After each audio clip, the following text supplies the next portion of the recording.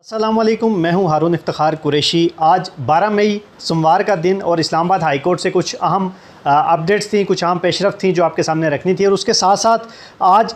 एक और तनाज़ा जो पाकिस्तान तहरीक इंसाफ़ की क़ियादत और पाकिस्तान तहरीक इंसाफ़ के जो ओहदेदारान हैं उनके दरमियान एक नया तनाज़ा शुरू हो चुका है। उस पर भी कुछ चीज़ें जो आपके सामने रखेंगे। सबसे पहले इस्लामाबाद हाई कोर्ट का रखते हैं कि आज जो बलोच यकजहती कमेटी की जो रहनुमा हैं मारंग बलोच, उनका आज एक अहम केस था जिसमें आज उसकी समाअत होनी थी। मारंग बलोच का नाम ECL में डाला गया है और कुछ अर्सा कबल हमने देखा कि गवादर एयरपोर्ट पे उन्हें रोका गया और वो वीडियो भी काफ़ी वायरल हुई। तो उसके बाद उन्होंने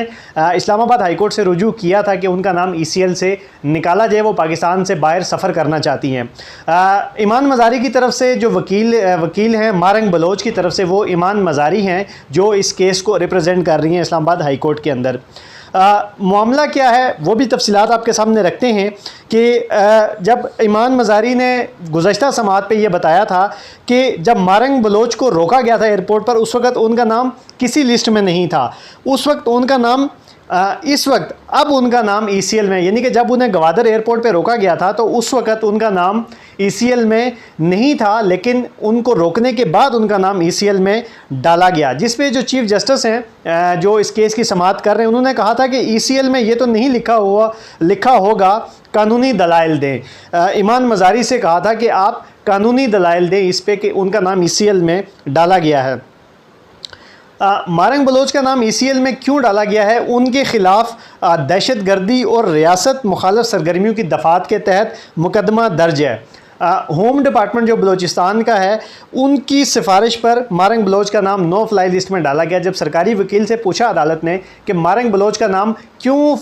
ECL में डाला गया है, तो उस वक़्त उन्होंने बताया कि मारंग बलोच पे इन दहशतगर्दी की दफ़ात के तहत और रियासत मुखालिफ जो सरगर्मियाँ हैं उनकी दफ़ात के तहत मुकदमा दर्ज है, इसलिए बलोचिस्तान का जो होम डिपार्टमेंट है उनकी सिफारिश पर इनका नाम जो है वो नो फ्लाई लिस्ट में डाला गया है। जिस पे ईमान मज़ारी ने बताया कि गवादर में FIRs हैं जो रिपोर्ट में बताया गया है कि मारंग बलोच पे जो FIR दर्ज हैं वो गवादर में दर्ज हैं। जिस पे चीफ़ जस्टिस जो हैं कायम मकाम चीफ़ जस्टिस, उन्होंने सरकारी वकील से इस्तफसार किया, उनसे पूछा कि रोज़ाना कितने मुकदमात दर्ज होते हैं, सब पर यही दफ़ात लगा देते हैं, आप किसी को बताते क्यों नहीं उसका नाम नो फ्लाई लिस्ट में है। चीफ़ जस्टिस जो है उन्होंने सरकारी वकील से पूछा कि रोज़ाना कितने मुकदमात ऐसे दर्ज होते हैं और आप किसी को बताते क्यों नहीं हैं कि उनका नाम नो फ्लाई लिस्ट में है। आज जो ये समाअत होनी थी वो चीफ़ जस्टिस की अदम मौजूदगी की वजह से वो छुट्टी पे हैं, जिस वजह से ये समाअत नहीं हो सकी और अब आगे देखा जाएगा कि ये समाअत कब होगी। इसी के साथ साथ जो पाकिस्तान तहरीक इंसाफ़ की क़ियादत और पाकिस्तान तहरीक इंसाफ़ के जो ओहदेदारान हैं उनके दरमियान जो एक तनाज़ा शुरू हुआ है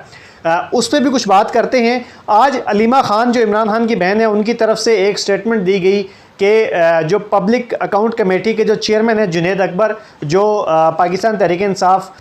KP के सदर भी हैं, अलीमा खान की तरफ से ये कहा गया कि इमरान खान ने ये हदायत दी है कि उनको पब्लिक अकाउंट कमेटी की चेयरमैनशिप से हटाया जाए। जब ये बात पब्लिक हुई तो उसके बाद जो कुछ ज़राए से ये ख़बरें आई और ABN न्यूज़ ने भी ये ख़बर ब्रेक की कि जुनैद अकबर ने इस पर रद्द-ए-अमल देते हुए ये कहा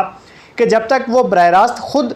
इमरान खान से नहीं मिल लेते या उनके अपने जो ज़राए हैं वो इस बात की तस्दीक नहीं कर देते कि इमरान खान ने वाकई में उन्हें चेयरमैनशिप छोड़ने का कहा है, तब तक वो चेयरमैनशिप नहीं छोड़ेंगे। अगर उनकी डायरेक्ट मुलाकात होती है, खान साहब ये कहते हैं कि आप चेयरमैनशिप छोड़ दें, तो तब वो इस्तीफ़ा देंगे और उसके बाद वो ये सीट छोड़ेंगे। आज जब ये ख़बरें आई तो उसके साथ साथ कुछ ज़राए से ये भी ख़बरें आई कि जो जुनैद अकबर हैं उनको हटाकर जो उमर अयूब जो इस वक्त अपोजिशन लीडर है पाकिस्तान तहरीक इंसाफ़ की तरफ से कौमी असम्बली के अंदर, उनको पब्लिक अकाउंट कमेटी का चेयरमैन बनाया जाएगा। पब्लिक अकाउंट्स कमेटी होती क्या है, ये कैसे काम करती है, इनके इख्तियारात क्या होते हैं, उस हवाले से भी कुछ चीज़ें आपके सामने रखते हैं। सरकारी अखराजात का audit chairman public account committee जो होती है वो कौमी ख़जाने से होने वाले तमाम अखराजात का ऑडिट करवाता है और इनका जायज़ा लेता है कि आया ये अखराजात क़वाइद व ज़वाबित के मुताबिक हुए हैं या नहीं हुए। जितने भी मंसूबे गवर्नमेंट लगाती है, जितने भी कोई काम सरकारी जो इदारे हैं वो करती है, उस पर जितना भी अखराजात आता है, जो ख़र्चा कौमी ख़जाने से जो पैसा जाता है, उसका ऑडिट जो पब्लिक अकाउंट कमेटी होती है वो करती है। इसके साथ साथ ऑडिटर जनरल पाकिस्तान एक इदारा है जो पूरे पाकिस्तान में जितने भी मंसूबे लगाए जाते हैं, जो गवर्नमेंट की तरफ से जितने भी काम किए जाते हैं जिसमें कौमी ख़जाने से पैसा जाता है, उनकी जो रिपोर्ट्स तैयार होती हैं, उनको भी जब वो रिपोर्ट्स तैयार होती हैं तो वो रिपोर्ट पब्लिक अकाउंट कमेटी को भेजी जाती हैं। ऑडिटर जनरल पाकिस्तान जितनी भी रिपोर्ट्स तैयार करता है कि पाकिस्तान के कौन से इदारे ने कौमी ख़जाने से पैसा कहाँ ख़र्च किया, वो तमाम रिपोर्ट्स पब्लिक अकाउंट कमेटी को भेजी जाती हैं, और जिस पर पब्लिक अकाउंट कमेटी का जो चेयरमैन होता है वो उस पर इजलास बुलाकर उस पर तलब करता है इजलास को, और उस पर बहस होती है कि अगर उस पर पैसा ज़्यादा लगा है या कम लगा है। इसके साथ साथ सरकारी इदारे जितने भी हैं, चेयरमैन पब्लिक अकाउंट कमेटी जो होता है उसको ये इख्तियार होता है कि वो किसी भी सरकारी महकमे, वजारत या अफसर को कमेटी में तलब करके उनसे वजाहत मांग सकता है। किसी भी वजारत और किसी भी सरकारी महकमे के अफसर को तलब करता है, और वो किसी भी हवाले से अगर उन्हें कोई शकूक व शुबात हों, कुछ शिकायत हों आवाम की, तो चेयरमैन पब्लिक अकाउंट कमेटी को ये इख्तियार होता है कि वो उस वजारत के नुमाइंदे को बुलाकर उनसे वजाहत तलब कर सकता है। इसके साथ साथ वो सिफारिशात देना, पब्लिक अकाउंट कमेटी की सिफारिशात को पार्लियामेंट में पेश किया जाता है। इन सिफारिशात पर अमल दरामद करवाना चेयरमैन की अहम जिम्मेदारियों में शामिल होता है। किसी भी काम, किसी भी प्रोजेक्ट के हवाले से चेयरमैन जो होता है पब्लिक अकाउंट कमेटी, वो अपनी सिफारिशात पार्लियामेंट को दे सकता है, और फिर उस पर डिपेंड करता है कि वो उन सिफारिशात पे कितना अमल दरामद करवा सकता है। इसके साथ साथ ये जो ओहदा होता है चेयरमैन पब्लिक अकाउंट कमेटी, ये ओहदा हुकूमत और ब्यूरोक्रेसी के माली मामलात में शफाफियत और एहतसाब को यकीनी बनाने का सबसे मौसर ज़रिया समझा जाता है। हुकूमत जो पैसा ब्यूरोक्रेसी को देती है, जो महकमों को देती है,